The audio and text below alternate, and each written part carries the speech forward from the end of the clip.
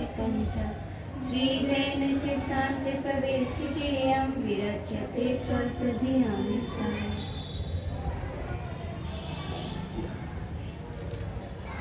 प्रश्न नंबर 84 पे तीर्थंकर किसे कहते हैं और इनकी क्या विशेषता है? तीर्थंकर नाम कर्म के बंध में क्या कारण है ना?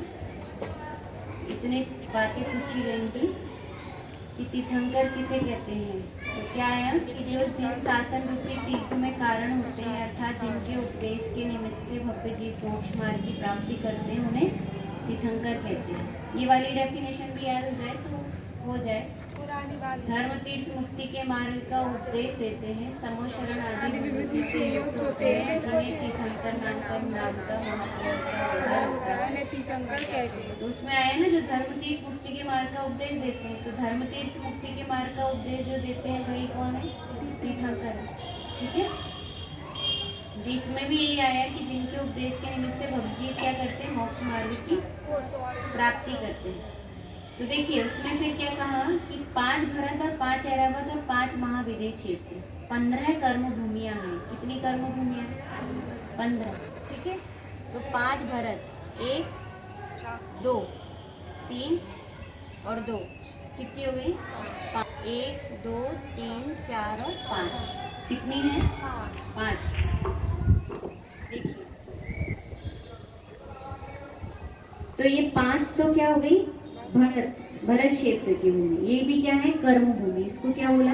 कर्म भूमि। अब ऐसे ही ऐरावत क्षेत्र की ये क्या क्या है? एक है जम्बूद्वीप, उसके बाद ये लवण समुद्र, फिर उसके बाद ये घातकी खंड, उसके बाद कालोदधी समुद्र और उसके बाद पुष्कराज पर्वत। उसके आगे क्या है? मानुषोत्तर पर्वत है। इसके आगे मनुष्य नहीं जा सकते, इसके आगे मनुष्य का जाना नहीं है। और इसके आगे क्या है कि पुष्करार्ध अर्धद्वीप है और आधा द्वीप इसके बाद में है, इसलिए इसको क्या कहते हैं? पुष्करार्ध द्वीप है। वो उसका नाम क्या? पुष्करवर द्वीप। क्या नाम है? पुष्करवर द्वीप, पर उसको क्या बोलते हैं? आधा होने के कारण पुष्करार्ध द्वीप। तो ये 5 तो क्या हुए? भरत क्षेत्र। 5 क्या हुए? भरत क्षेत्र। और 5 क्या हुए? ऐरावत क्षेत्र। तो 5 भरत की कर्म भूमि और 5 ऐरावत की कर्म भूमि। 5 कितनी हुई? 10 कि 10 क्या है? ये 10 कर्म भूमियाँ हैं। कितनी है? 10 कर्म भूमियाँ। इसके अलावा कितनी का है? 5 विदेह क्षेत्र। 5 क्या है? विदेह क्षेत्र। तो 5 विदेह क्षेत्र कहाँ है? यहाँ। तो एक तो जम्बूद्वीप का विदेह क्षेत्र और 2 घातकी खंड का विदेह क्षेत्र और 2 पुष्करार्धवर्द्वीप का विदेह क्षेत्र। तो ये कितने हो गए? 5। तो 5 भरत, 5 ऐरावत और 5 महाविदेह। याद हो गए?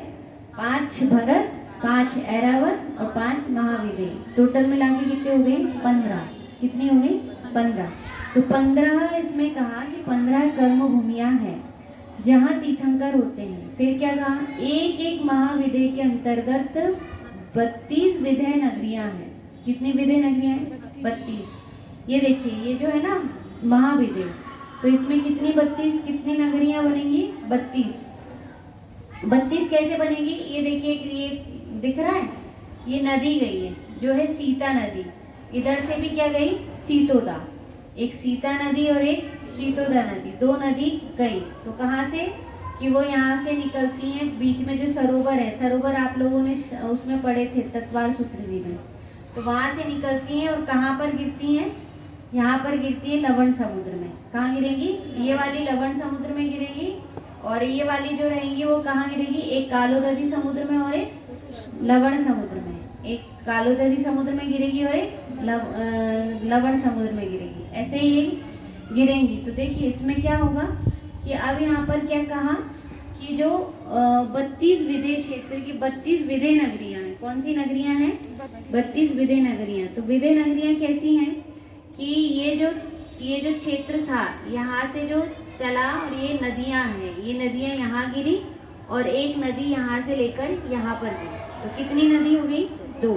2 नदी के कारण भाग कितने हो गए? देखिए 1 2 3 और 4 कितने हो गए?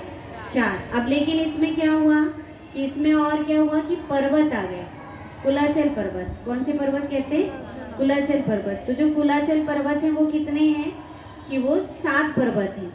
1 2 3 4 5 6 7 7 इधर है, 7 इधर है, 1 2 3 4 5 6 7। तो ये कितने हैं?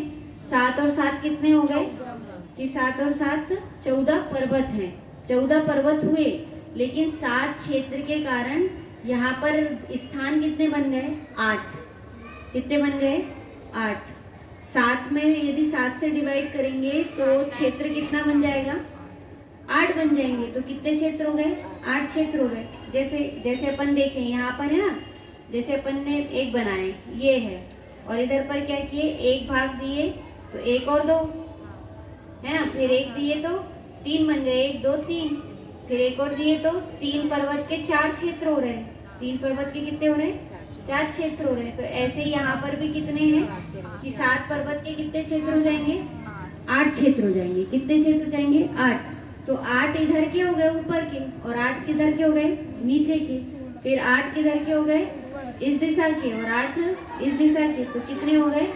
32। 8 और 8 16, और 8 कितना होता? 8 दिया 24, और 8 चौके 32। तो कितनी हो गई? 32 नगरियां हो गई। तो ये 32 नगरियां, ये छोटी छोटी सी नगरी नहीं है, बहुत बड़ी नगरी है। यहाँ पर अपने को बोर्ड में छोटी सी दिख रही है। जो भरत क्षेत्र है ना, तो जैसा भरत क्षेत्र है, भरत क्षेत्र के जैसे ही बहुत बड़ी नगरी है। कितनी नगरी है वो? बहुत बड़ी नगरी। तो यहाँ पर ये कहना है कि यहाँ पर, अब यहाँ पर ये जो 32 नगरियाँ हैं, कितनी नगरियाँ हैं? 32 नगरियाँ। तो जैसी 32 नगरियाँ इधर है, वैसे किधर है? इधर है। यहाँ पर देखिए, यहाँ पर कौन सा मेरू? सुदर्शन मेरू। कौन सा मेरू है? सुदर्शन मेरू। तो उसको कहते हैं, तो कहते हैं कि सुदर्शन मेरू के विदय, और उसके बाद यहाँ पर भी कौन सा मेरू है? अचल मेरू। और अचल मेरू के बाद इधर क्या है? विजय मेरू। अचल, विजय, और फिर मंदर और विद्युन्माली। मंदर मेरू इधर है और विद्युन्माली उधर है। तो ये टोटल मिलाकर कितनी हो गई? कि 32 इसकी हो गई, और 32 ही किसकी हो गई? इसकी हो गई। तो 32 और 32 और फिर 32 है ना, और फिर 32 इधर की और 32 इधर की। तो 32 पंचे 160 कितने होते? 32 पंचे कितने होते? 160। तो ये 160 नगरियाँ। कितनी नगरी है? 160। तो अभी कहा कि पांचों विदय में, अब देखिए यहाँ पर क्या लिखा है कि इस तरह जो अंतर्गत 32 विदय नगरियाँ होती हैं, और इस तरह कुल 160 विदय क्षेत्र हैं। कितने विदय क्षेत्र हैं? 160। 5 भरत, भारत लिख दिए इसमें, 5 भरत के, 5 ऐरावत के। इन 10 क्षेत्रों के आर्यखंडों में उत्सर्पणी अवसर्पणी के अनुसार कल्पकाल होता है। कल्पकाल कहाँ कहाँ होते हैं? इन 5 में और इन 5 में। ये सब आपको जल्दी याद हो जाएगा, इसके माध्यम से दिमाग में रख लीजिए, और हो सके तो उसको थोड़ा सा ड्रॉ करके रख लेंगे, ड्रॉ करके बना लेंगे। जल्दी आके मैं बनाते, जब तक के बनाते जाते साथ साथ तो बन जाता है ना। तो ये कितने हैं? 5 भरत है, 5 ऐरावत है, और 5 क्या है? ये विदय क्षेत्र। 5 क्या है? विदय क्षेत्र। तो ये 5 भरत, 5 ऐरावत और 5 विदय। और विदय में कितनी नगरियां हैं? 32। अब ध्यान रहेगा, कितनी नगरी है? 32। वो भी हुई लिख दो ना। कितनी? वो भी लिख दो। ये कितनी नगरी है? 32 नगरी। इसमें भी कितनी है?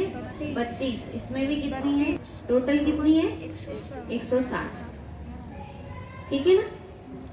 दीदी ऐरावत के बगल में कौन सी भूमि है? ये जो विदय क्षेत्र हो गए, ये भरत क्षेत्र हो गए। भाभी वो अभी नहीं पढ़ो आप, ठीक है? इतना समझ में आया? इतना विशेष अभी आपके प्रश्न में जितना है आप उतना उत्तर समझ लीजिए, है ना। वहाँ पे भू भूमियाँ हैं, फिर भू भूमियाँ बनाएंगे तो वो पूरा पूरा भर जाएगा, फिर वो समझ में नहीं आता। इतना समझ में आ गया कि 5 भरत क्षेत्र है, 5 ऐरावत क्षेत्र है, विदेय क्षेत्र है, और 5 विदेय में 32 नगरियाँ हैं। 32 नगरी की मिला के टोटल कितनी है? 160 है। तो ये 160 है। अब इसमें ये कहा कि जो 5 भरत और 5 ऐरावत है, इन 10 क्षेत्र में आर्यखंडों में उत्सर्पणी अवसर्पणी के अनुसार कल्पकाल होता है। तो कल्पकाल कहाँ होता है? यहाँ होता है। यहाँ क्या होता है? कल्पकाल होता है। मतलब जो उत्सर्पणी अवसर्पणी को कल्पकाल कहते हैं। जो उत्सर्पणी और अवसर्पणी है, है ना, उनको यहाँ पर कहा कि उत्सर्पणी और अवसर्पणी के बारे में अभी इतना हो गया।